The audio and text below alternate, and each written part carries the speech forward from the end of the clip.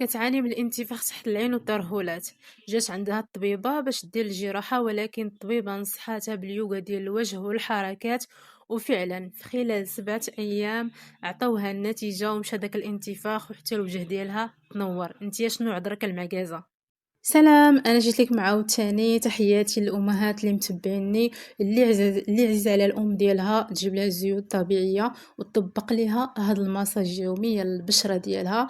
بطبيعه الحال بعد ما غسلنا يدينا مزيان وجهنا كنجيبو الزيت المرطب ديالنا وكنديروه، حيت حنا نخدمو على المنطقه ديال العين. غادي ندهنو ديك البلاصه، واول حاجه بعدا راه دهنت يديا مزيان وسخنتهم، وغادي نبداو باول خطوه. هاد الخطوه هادي تتصرف السموم، وحطي الاصابع ديالك السبابه الوسطى تحت عينيك عند العظم، وجريهم بشويه بحركه متواصله حتى لودنيك. وهاد الحركه كتحرك السوائل المحبوسه اللي كدير الانتفاخ تحت العين كيف ما كتشوفوا.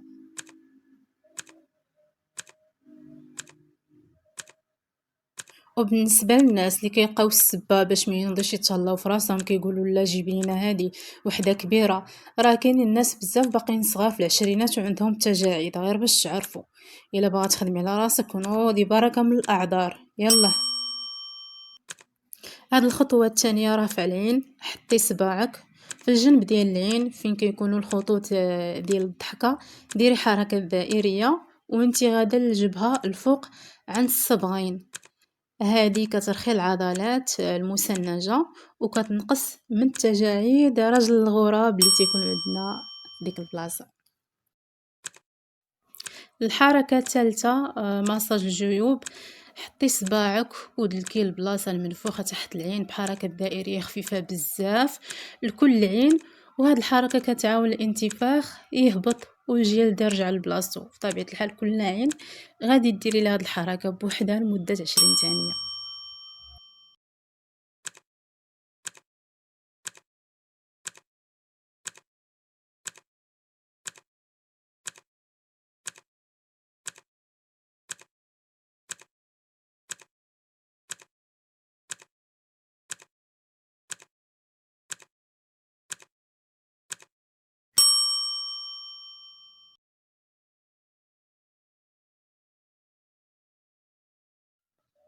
الخطوة الرابعة تفتيح ونضارة.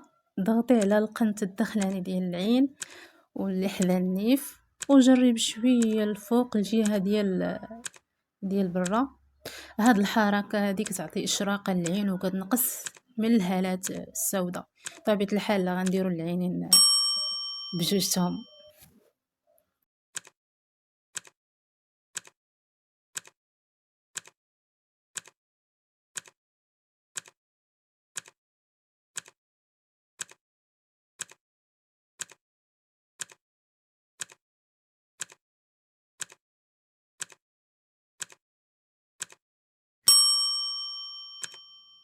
الخطوة الخامسة تقوية الجفون.